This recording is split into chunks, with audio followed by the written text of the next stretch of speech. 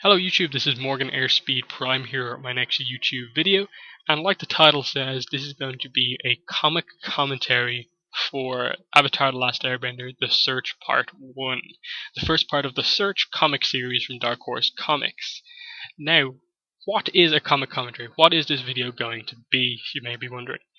Basically, I have The Search Part 1 in front of me, and what I'm going to do is basically go through the book. I'm going to go through it page by page to have that kind of context of looking at the book. But what I'll be talking about won't be reading out what actually happens in the book. I'll do that on occasion when there's an interesting line, but I'll be giving you my analysis of the book, my thoughts on what happens throughout this book, and talking about the good points, what I like about it, and stuff like that, connections, trivia points, that sort of thing. And the aim is that you are reading along with me as I go through this. It is a comic commentary, like an episode commentary for a TV show. That's what this is, a comic commentary though. So, I suppose the best thing to do is to just start. And obviously, the actual story of the Search Part 1 begins on page 5. So, let's just get straight into this. Instantly, what is this book? Where you go into the search wondering, okay, they're probably going to keep Ursa a mystery for most of the book. She may not even come into it until the Search Part 3, right near the end. We're not going to find out much about her until the very, very end. We're certainly not going to get to see her until the end. But straight away, completely surprised me, we get flashbacks of Ursa on the first page. And what's more than that, the first panel in the whole series is a black panel that appears to hint at the ultimate fate of Ursa. That, for me, I take it as this wait, I want to know everything. The question, everything? Everything. For you, my dear, I'll start from the beginning. To me, this sounds like Ursa talking to Zuko, more than likely, or it could possibly be Zuko and then Azula's in the background, something like that. The first panel, to have this kind of straightaway hint that Ursa might be alive. Someone telling this story. That's what you're meant to kind of take from this, I think, that someone's telling the flashback here, and I think it's Ursa. So that's interesting, fascinating straight away for me. And then getting the flashback on Ursa, also something I didn't expect, because, again, it came out of nowhere, because the mystery around Ursa was around why was she banished? Where is she now? Not where did she come from? What was Ursa like as a child? So, when she was younger. So, getting this backstory in the lead up to her, even before she married Ursa, before Zuko was even born, is fascinating and a wonderful take, in my opinion, that the decision that this comic made that they were going to explore. So this is fascinating to me, and I was like instantly enthralled by this. And we see straight away that Ursa is in a relationship with this guy, Ikem, and that she basically wants to be an actress, or at least has a very big interest in acting here. She wants to be in the Love Amongst the Dragons play, which in itself is a wonderful reference to the show, to 317, the Ember Island Players, where Zuko, in reference to the play group, the Ember Island Players, says that they butchered Love Amongst the Dragons. And that line in itself links into this, because Zuko was more than likely brought to see that play by his mother, who wanted to see it herself because she had an interest in the play and wanted to be a part of that play when she was younger. That's brilliant writing, in my opinion, that they're using this throwaway line in Avatar: The Last Airbender to make a big connection to Ursa in her past and explain why Zuko knows that. That's brilliant to me. But we see here that they're not just love interests in the play, but in real life they actually are together, boyfriend and girlfriend. And that was interesting by itself, and straight away put it into your mind, where does Ozai come into this? This is going to take a long time to get to the point where Zuko is even born. This is going to be a kind of like long journey, and like that's what was interesting to me about this. Why do we need to know about this guy Iken? And it's just interesting. And you going to page 7 here. I think it's very interesting to look at the lines that they quote from the play, because as a lot of people have been speculating after this book came out, I think the play and what we learn about the plot of that play is going to basically be almost a short summary of the events of the search in a way. Like, listen to what Ursa says.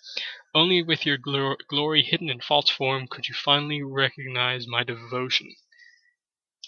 Especially given what happens in the search part 2, which I'll be doing a podcast on this Sunday, and I'll also be doing a comic commentary for the search part 2 next week. So you have that to look forward to. But for now, that I think has a lot of reference to the search part 2, in not in terms of like false forms, but false faces almost and stuff like that. So there's a lot of, I think, really, when you're reading these books again, focus in on what Love Amongst the Dragons is saying. That's interesting. And then as we go to page 8, we get a marriage proposal, which again like shocked me. Like, oh wow, where does Ozai fit into this again? But she agrees, and all is well in young Ursa's life. And it's just this moment because you know something tragic is going to happen. You just know it because you know that like one of the most tragic things ever will happen to her later on. And we go then into our first kind of present day stuff with our main characters. And we're in Udao, straight after basically the end of the Promise series. And the kids, you can see Corey there, you can see Sneers and people like that, as well as our usual Zuko, Aang, Katara, Sokka, that sort of thing.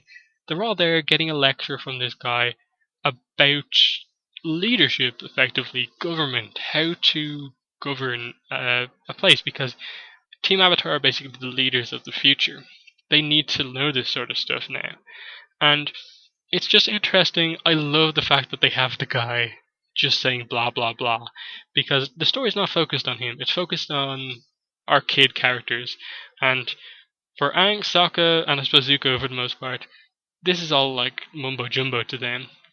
Katara's the only one listening at all, and that's perfect. Aang and Sokka are just talking to each other the whole time, barely listening. Aang obviously wants to be a good leader, but giving him a lecture is probably not the best way to teach him. And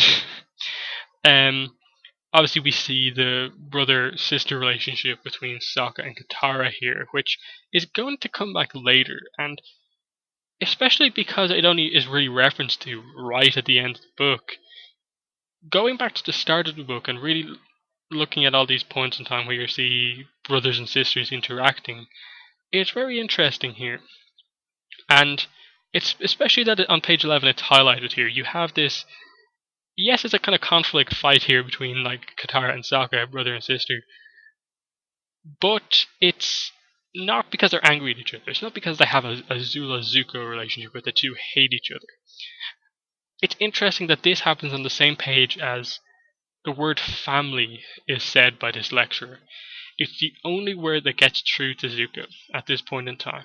He asks the guy to repeat what he says.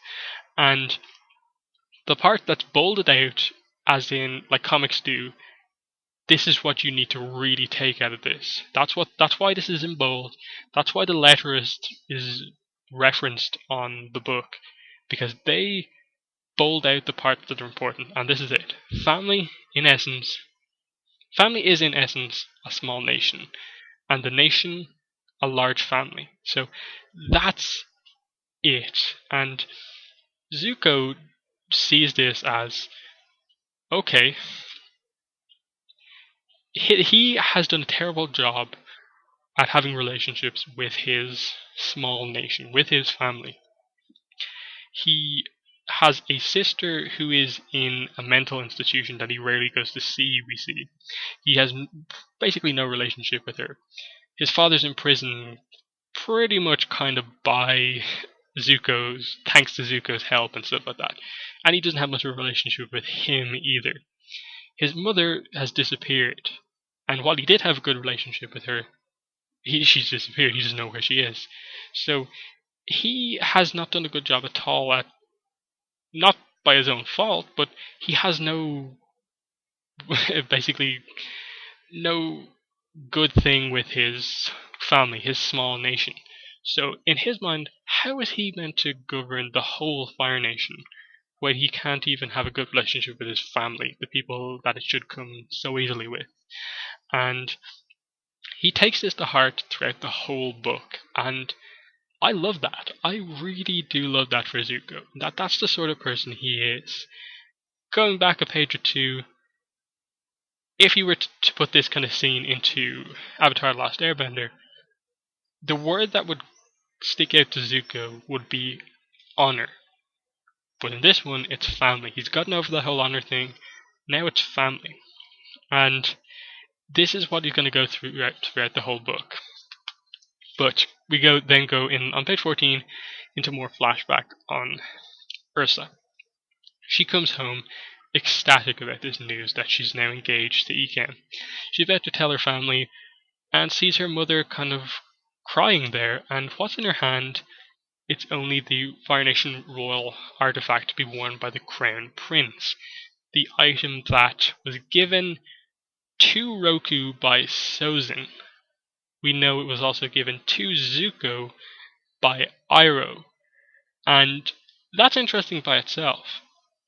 The earliest point that we not the earliest, there's a few points where like we have no idea how it got to certain hands. How did it get from being worn by Roku as he died? I think. I don't know if he was wearing it as he died. I'd need to look at the episode again. But either way, he probably had it on his island when it was basically destroyed, covered in ash by the volcano. How did it get taken off that island? And in this case, is it her mother on her own looking at this item that she's had for years? Or was it given to them by Azulon and Ozai as they kind of found them here? In my opinion, this has to be that they, Roku's like son, daughter, who left the island, came back afterwards, obviously searching for stuff, was there any survivors, that sort of thing, left on the island, found this and kept it because it's important to their family. That's, in my opinion, where it happened here. And now, obviously, this is the first point that we've seen this post Roku's death, but before Iroh is seen to have it. So how does Iroh get his hands on this before it's given to Zuko? There's some very interesting stuff with that royal artifact, and I think it's pretty interesting to see if they ever explore that more. But anyway, as I said, Azulon and Ozai are there. And on page 15, fascinating thing about why he's found the rest of the Roku descendants, in that he wants to merge two powerful bloodlines. The royal families, through Ozai, and the family of a powerful avatar in Roku's family with Ursa. So marry Ozai and Ursa, merge these two bloodlines. And that's interesting kind of commentary, I suppose, on the Fire Nation at this point in time. It's all about power. He wants to merge two powerful bloodlines to create a powerful bloodline. And not just take over the world, but set up the world so that's going to be ruled by this super family almost. And that's interesting by itself, but also that it basically confirms the Ozai-Ursa marriage as an arranged marriage, as we'll find out later. But for now, we go back to the present day, and I suppose I'm not going to go through everything super in depth. We get some nice words here between Suki, Zuko, and then Ty Lee is in the background. We see that Zuko thinks Aang's idea of one city that unites all four nations is idealistic, but he thinks the world needs some idealism, which makes sense, and that's perfect kind of commentary on Aang's character. But we see Azula in a straitjacket talking to an imprisoned Ozai, which is interesting by itself. But here is the Kyoshi warriors don't want Zuko to do anything basically kind to these prisoners who've done nothing but bad things to the world and stuff like that. But obviously Zuko has discovered this family thing. He wants to try and make amends, govern that small nation of his family better so he'll be a better leader overall. And offers tea to basically Azula and Ozai, and Azula freaks out here. And Ozai smiles. And Ty Lee restrains her with some chi blocking, and on this page, on page 18, fourth panel down, we get a very interesting moment with Azula. She, for the most part, is obviously in a straitjacket, a bit insane, but here we see how much it's grown worse over the past year that she's been in a mental institution. Tell me how she got to you and May. How'd she make you lose your fear of me? And especially the fact that it's bolded. It's bolded and italicized. She has changed now. She's blaming... We later find out that this is obviously Ursa she's talking about. And that she's blaming everything bad that's ever happened to her on her mother. She's blaming her mother for getting to Ty Lee and May for that betrayal. And, how'd you lose your fear of me? She knows that that's a big thing for her, which is interesting by itself. And then immediately she switches from being like that to being a bit more calculating. And she's like, she wants to talk to her father in private because they want to set up this whole thing of, Azula and Ozai apparently trying to defame Zuko, get him off the throne, which appears to be their plan. We obviously don't know the exact details of this conversation. We don't see it in this book even. And he's like fine with it. He lets them have that alone time. And there's an interesting bit of character development for Ty Lee here in the end of page 19. Ty Lee says, she's wrong, I never lost my fear of her. Which is pretty big in my opinion. It gives a hint on that scene, at least with Ty Lee, that when she basically chi-blocked Azula there, it wasn't because she lost her fear of Azula. It was just that, I suppose, her friendship with May was stronger than anything sort of connection she had with Azula, and that Azula needs to learn, I suppose, that there are better ways of having friendships and connections with people other than controlling through fear, which is something she needs to learn. But anyway, we come back to the flashbacks, and interesting here in that Azulan's trying to kind of almost calm down this situation. You can sense, I suppose, in some ways that this is a pretty odd thing, an arranged marriage straight away, and that everything's going to be better in the Fire Nation, and so on, so on. But then Ikem shows up, and he's basically ready to fight for his true love, Ursa, and he has his theater props, but look at those theater props.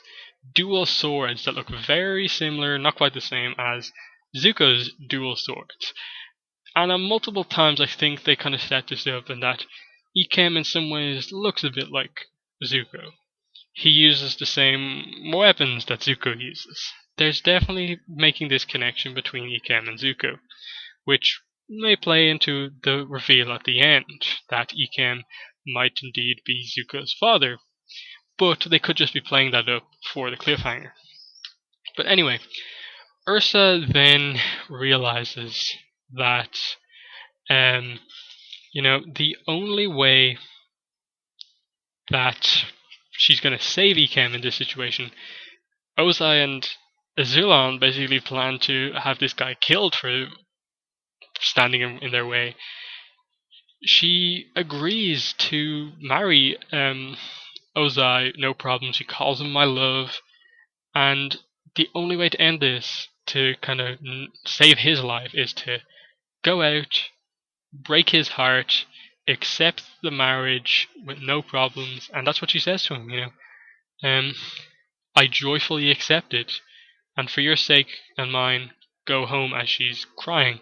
And she breaks his heart here, and we see the sacrifice that I suppose Ursa makes, that the one we know her best for is sacrificing, I suppose, ever seeing her son and daughter again to save Zuko's life. The one that the kind of big mystery of like, what exactly happened that caused her to be banished, that sort of thing. Um, and obviously, this kind of has broken Ikem's heart, and as well as her own. But anyway, as we move on to page 24, we see Azula being wheeled back to where obviously she's going to sleep and stuff like that. And she basically just quickly escapes. There's a nice kind of mention here of chi blocking and the fact that, once you finally begin to get some strength back in your arms, you're a little bit more flexible immediately after being chi blocked. And that's how she escapes from the straitjacket. I like that. And obviously she escapes and she's heading in a certain direction. And that leads into the whole thing of, what exactly was discussed between Azula and Ozai? Obviously, you've read this already, that's why you're listening to this commentary. The idea is that Ozai has sent Azula to get this letter that basically, in Ursa's own writing, says that Zuko is not Ozai's son. And the key thing is that we don't have the exact dialogue between Azula and Ozai. Like, does he say that it's a fake letter? Does he say it's a real letter? That sort of thing. Either way, he sends her to get the letter. And that's the sort of plan that they have. But anyway, as we go into page 27, we see more of the flashback. And a completely dejected and down in the dumps Ikem walks into a place we later find out is called the Forgetful Valley. And he walks past a rock with some markings on it, which we find out what they are in the search part 2. He's obviously crying, but decides to live away from Hira, where so many painful memories are. And creates a kind of tent here, grows a beard. We assume a few months or years have passed here, as one night a spirit wolf comes to drink from the pool of water that he's kind of set up his camp beside. And in this book, it's this just complete thing. This is the last flashback in this book we get of Ikem. And this is where a kind of cliffhanger is left on that story. And it's very cleverly done, especially with the reveals of part 2 in mind. And, as I said, I'll be reviewing that on the podcast this Sunday, and then the comic commentary of part 2 next week, and I'll discuss more about that. But I just love the placement there. And obviously, we see her get this letter, and we basically find out, she has 2 letters here, effectively. She burns one and keeps another one. And she basically makes herself more valuable than the letter itself here. That if she basically blackmails Zuko here, and that if you want the information, you have to take me with you, which is effectively what she says off screen. But page 32, I think, is very interesting in the book for another reason, in that it perfectly showcases the mental state of Azula in this book. Look at what she goes through in this panel. She goes from kind of cold calculating, like on the previous page, like, look what I have, you need this, don't you? To complete like joy, like, look at that look in your face, laughing at him cruelly, like this is the most important thing ever. He needs the information on that letter to find his mother. Laughing at that, to kind of anger, like, why don't you ask her that? I'm sure she'd be happy to tell you. To being overcome with all the stuff going on in her head, to then kind of almost snapping out of it, coming back into that cold, calculating stuff on one condition.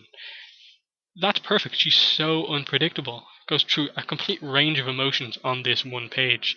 And Gurihiru on the art do an amazing job at showing that. But page 33, we see the wedding of Ozai and Ursa, which looks to be a bit of time later because both look older and stuff like that. So it's pretty interesting there. But this is an interesting page for Ursa, because to some extent you can see that she, as much as this isn't what she wanted, this wasn't what she ever had hoped to happen, she's in some way happy about this. She can enjoy it to some extent. She's having a wedding. It's not the worst thing that could ever happen to someone. But the second Ozai says, the final panel, "You belong to the royal family now and to me," and you see her face change from the smiles at the top of the page to the complete, like, everything's going wrong at the bottom. You see everything change. Like, she could have been reasonably happy in this marriage. You know, she's in the royal family. She doesn't really have to worry about, like, money, living in a poor town ever again. But the fact that she can't see her parents, or like anyone related to her, supposed to her family ever again, and that her own, like, husband is going to treat her like a possession, that's pretty huge there, and interesting kind of moment. And I think it's just a brilliant page. It's a fantastic 2 pages here of flashback. And that's all that this flashback is, just these 2 pages, and it's really good. But anyway, page 35. These next 7 pages, I think, are the preview that we got for the Search Part 2. That we initially thought were the first few pages of the comics, but interesting enough, there were 34 pages before that, so that's interesting. And we see that they're gonna basically they're all gonna go search for Zuko's mother. What Zuko's been told, the Lily's been told, is that his mother is initially from a town called Hiraa, H-I or apostrophe A, and that they're going to go there to look for her. And this is where they introduce the fact that Azula's going to be coming with them, and she's going to be coming with them unbound and with dignity. And it's interesting in itself. This is a crazy because of the reaction beforehand. They all have reason to hate Azula and to be on guard against Azula because Azula killed Aang. Azula nearly killed Sokka. Azula nearly killed Katara. She nearly killed everyone basically in the room here. So they all have reason to fear her and stuff like that. Be wary around her. Subtle Sokka there in the last panel. You can see them hugging in the background. That's nice. But anyway, on to page 38, which I think is pretty brilliant. Aang's reaction to, like, you're bringing her unbound. It's like worst idea ever. But what I really like this for is these last 4 panels. Iroh, again, showing how wise he is. Ever since my nephew ascended to the throne, he has yearned for peace. Finding Ursa may bring that peace, and not just for himself. As he looks over to Ursa, directing Aang's attention, Azula, directing Aang's attention to Azula, Aang then smiles and says that we're going with you.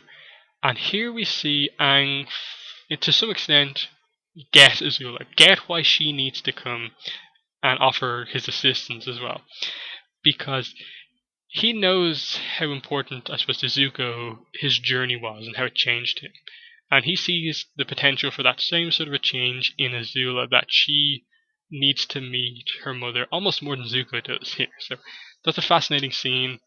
As of yet, we haven't really seen, I suppose, the resolution of Aang's smile here and Aang's eagerness to help Azula yet, but it's very interesting. And you know, as they prepare to leave, we see obviously Aang be a bit nice to Azula, and Azula not be nice to everyone else. And you get a sense over the next few pages, you know, page 40, 41, 42, no, not 42, pages 41 and 40 and 41, what this mission is going to be like, what the interaction is going to be like between them all. They're going to be super wary around her, and she's going to rebel against them anytime she can.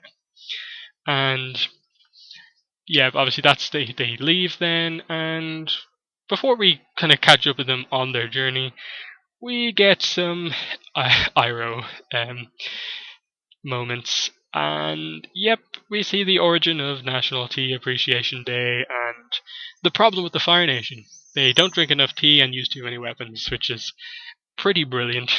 And again, going to page 43, we see some nice Katang, and again, Azula. Which of you miscreants did she approach first? She thinks that the whole reason they're all against her is because Ursa told them to. Page 44 again shows the change in the quick, sudden changes in Azula's attitude. And it's brilliant. Page 45, we see the introduction of the spiritual aspect into this comic, and that Aang's face, that face on Aang that you've only ever seen something similar to in the episode The Desert, when obviously he lost Appa, reaction to finding out he was muzzled, the reaction to Momo almost getting taken away by the buzzard wasps. That's the only time Aang's ever been that angry. But it kind of turns from like, oh my god, what's angry about, to, oh, it's a spirit messing with his face, and perfect fuel for Sokka to make fun of. It's a pretty brilliant moment here. Then Azula shows a moment of complete insanity, but also cleverness, in that she had to have either just pure dumb luck, have known that Aang would save her, or didn't know and he just did save her. And she obviously escapes here. Over the next few pages we get some action kind of moments here, until page 50, when we see who these she and hers are referring to, which you can definitely guess who it is, but it's only here that we fully get it confirmed. We see the appearance of Ursa in the water, Azula's hallucinations of her mother coming back again, and she gets furious here, and this is, I think, a key moment in the story here, in that we see that these visions, to some extent, are the good side of Azula trying to reason with the bad side of Azula. Or else it's something spiritual. We're not quite sure yet. And in many ways, Azula is one of the most intriguing aspects of the Search story, in that she goes through a lot here, and obviously she has some instructions from Ozai, but Ozai's not around on this journey she's on. She is going to be influenced by other people and stuff like that. Where does she go from here? And even as of the end of the Search Part 2, we're still not quite sure what exactly is going on with Azula, and I like that. And she wants power, obviously. She wants to ascend to the throne. She basically reveals here the plan that she has evidence to take the throne away from Zuko, and that she would be the rightful heir to the throne. And again, we see the mental state that she's in, that she's not going to out-talk her mother, who's telling her that she loves her again. Instead, no, she just lightning bends at the water to violently get rid of this vision, and this is when Zuko kind of catches up to her, and on page 52, and the Zuko, please, I don't want to do this, is a brilliant facial expression. He's tried so hard over the course of this book to have some sort of relationship with Azula, be nicer to her. But it's come down to this, that they have to fight. And before he can do that, Katara appears. Katara, who has, to some extent, always been the character to get the better of Azula in cases of her nice. And this is when the Spirit Wolf comes back, and I love the contrast between the final panel on page 53, which is like Katara confident she's beaten Azula, but at the same time weary of her still, to a complete crazy Azula, to, oh my god, there's the Spirit Wolf, and both characters afraid. And this is the first time you've seen fear on Azula's face in this comic. I've talked about the wide range of emotions she goes through, but look at that fear that she sees when she sees this giant Spirit Wolf. And of course, in a nice moment of humour, Sokka has his back turned to the thing and doesn't see it until the very last person. But after a good deal of not being with the flashbacks, we return to them here on page 55 with Ursa writing a letter, which she writes and then takes a picture off the wall to reveal some secret theater masks that she has hung up on the wall. Now, the first two we know are the masks from the first few pages of the book that she wears when she's practicing for the play. I believe it's the red mask that's worn by Ika, she wears the smaller blue one. We don't know what the mask is on the bottom left corner, though it appears to be the same sort of facial pattern that the spirit wolf has. And finally, we have the blue spirit mask, which is also related to Love Amongst the Dragons, and also obviously Zuko through the blue spirit connection, which may further explain why he chose that mask, and that might have been his favorite character in Love Amongst the Dragons. But who knows? And obviously, this is when little Zuko walks in, and I believe this is one of the youngest points in time that we've ever seen Zuko. We've seen some still kind of flashback images, I think, of him as a baby, but this is like the youngest we've seen him speaking. And on the top of page 57, we see him say, describe this bad dream he had about Azula, who is really young in this scene here. In that she says, everything was on fire, my toys, my bed, my whole room, and Azula just stood right in the middle laughing at me. And to some extent you wonder, is this the sort of behavior that Azula has even now at this age? They look about 3 and 4 or something like that. Or is that him almost dreaming of what Azula will one day become in the future and stuff like that? Some nice moments between mother and son here to show how much she's always cared about Zuko. That's nice. And then coming back to that letter she wrote, she knocks at the door and gives it to Eloa, who she's clearly done this multiple times before. And we know, obviously, if you were listening to this commentary after reading the book, you know that Eloa gives the note to Ozai, as happens over the course of the next few pages. But the thing is, we know what's written on this letter, basically. Is this... Well, the first question you have to ask, is this the letter that Zuko finds at the end? More than likely, it has to be. Why wouldn't it be, and that sort of thing? But why would she just at this point in time, after giving, we assume at least probably like 20 previous letters, only then reveal her thoughts that Zuko might be this guy she's sending letters to? So has Azula been acting all along? Ursa been acting all along. We know Ursa's an actress from the first few pages of the book. Is she acting here and basically using this secret piece of news that's not actually true to get basically Ozai to react to this, and then him basically reveal that he's been spying on her letters all along? And that obviously plays on the fact that I know what happens in part 2, but is that actually what she did here, or is that information true, is interesting. But anyway, page 59 into 60, she gives the letter to Ozai. He's been filing away all the others. We assume he's maybe been reading them, or maybe someone else has been reading them and telling him what he needs to know.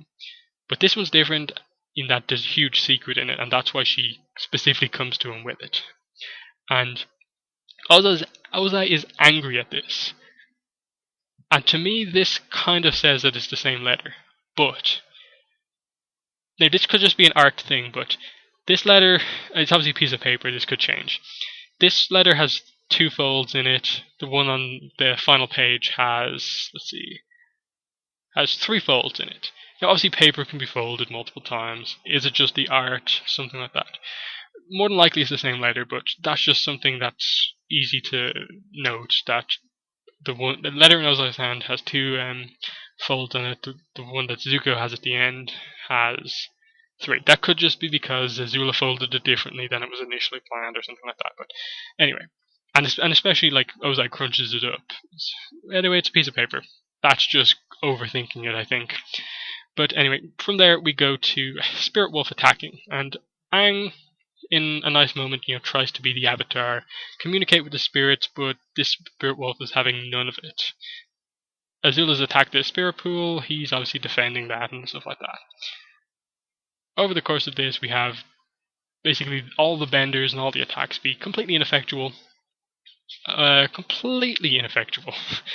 As so much to the point where, it eats the fire and stuff like that.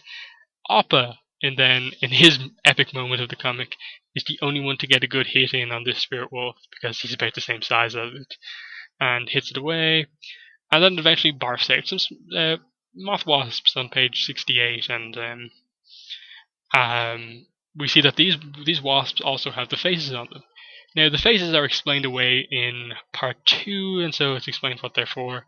But it's just interesting here that they keep up the mystery of, like, why do these have faces on them? Why does the wolf have a face on its chest? But they're doing nothing. There's so many of these wasps, they're being overwhelmed. But Azula says she can do it on get rid of them on page 69. Epic line here from Azula. And if you can't trust your own family, who can you trust? And she basically knows here that Zuko is trying to do things better with his family and is manipulating him here. Zuko lets her out, and she immediately gets rid of them by using the fact that moths are attracted to light and sending a huge lightning ball away, which scares away everyone, including the spirit wolf, and she says you're welcome. Now, as we move into page 72, we get some pretty really nice conversation between Sokka and Zuko. First of all, Sokka notices that. Well, first of all, it's easy to notice that Azula is shaking. She's shivering. It's really cold. Katara is beside Appa and arguably isn't really cold. She's obviously not as cold as Azula is, but it's Sokka who is the first to bring over a blanket to his sister and wrap her up in it. And Zuko quickly questions why he did this because, after all those snowballs she threw at your forehead, why do you still look out for her? And Sokka basically says, that's how the relationship works. I throw witticisms at her, she throws snowballs at me. And then this is a really nice line here. On page 74, middle panel, Katara is my sister. When it comes to her, I don't mind getting the short end of the deal. And that's just so normal for Sokka. He expects that. He's meant to kind of almost do a bit more for her as the big brother. And then Zuko looks over at Azula, and you can almost see in that expression, no panels, no words, that he knows that he's never been that big brother to Azula because she's always been so, I suppose, had a more dominant personality than him, been more dominant than him physically.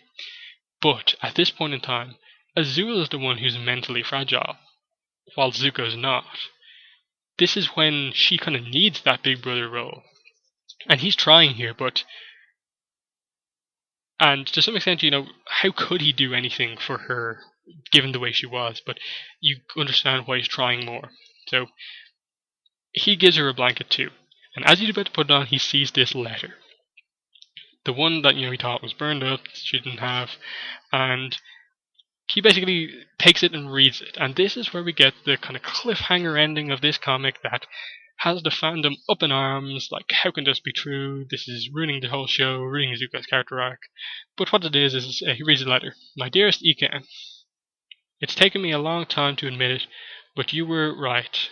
I belong with you, and nothing is worth this pain. My one consolation is our son Zuko.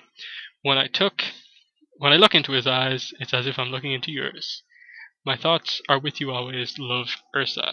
And then final panel of the whole part 1 is Zuko looking shocked at the words, our son.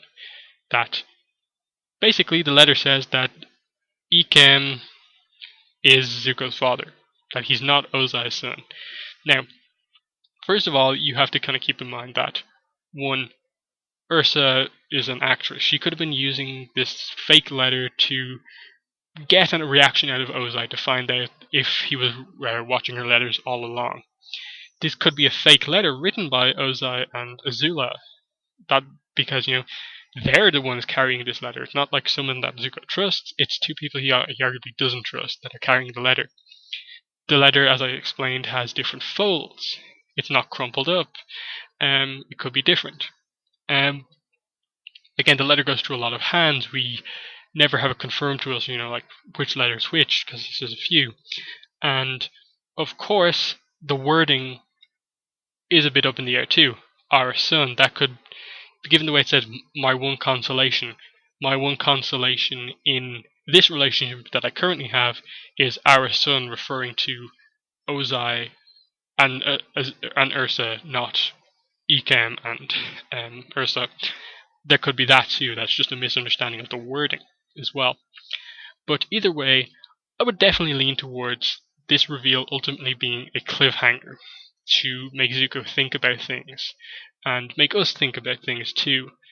I've explained in a previous video about the Search Part 1 from just a bit after it initially came out that even if it turns out to be true that Ikem is actually his son and he was never the son of Ozai, that it doesn't really change a massive amount about Zuko's arc. To all intents and purposes, Ozai was Zuko's father. He never knew Ikem. Ozai was his father. And it's only at this point in Zuko's story, when he sees those words, our son, that he doubts it in any way. So, yes, it changes a few of the wordings and stuff like that, maybe in 306, Avatar and the Fire Lord, what Iroh says. But then you have to question, did Iroh know any of this? Zuko is still the person. He grew up in the royal family and stuff like that. So, it's not too big of a deal. And I think even Part 2 further goes to show that, as I was saying, Ursa's an actress. I think she knew that her letters were being monitored and that this was the way to kind of get Ozai to speak. And now, because she wrote that in her own hand, that she wrote these words, that they're using this to defame Zuko, basically. So I think it's clever writing, and definitely it'll be interesting going forward. But as I said, I think it's definitely a cliffhanger. I don't think it's there to kind of do this complete change with Zuko's character or anything like that. So you've seen overall, I think it's a really good book, and I think I'll have a lot more to say going into the Search Part 2 next week and the podcast this Sunday. But Part 1 I thought was excellent. Set up a lot of stuff, did a lot of things I wasn't expecting from this series. I wasn't expecting anywhere near that much flashback stuff. I wasn't expecting to get Ursa at all until the very end. And the Azula stuff was fascinating. The Zuko kind of quest to basically become a better brother to Azula was very interesting. And, overall, I think it's just so much of an improvement. The art, I think, as good as it's been, is getting even better. I think the writing is getting much better. So I'm very positive about these books. Very few negatives, because overall, this is the story we've been waiting for. What happened to Zuko's mother, Ursa? And we're finally getting them, so I think that's the main thing. I'm enjoying the first part of that story. I've enjoyed the second one as well. So, yep, thanks for watching this. I hope you enjoyed this video. And yeah, as I said, definitely check my channel next week for the Part 2 comic commentary and the podcast this Sunday, which I'll probably do a video on, link it and stuff like that. But thanks for watching, and bye.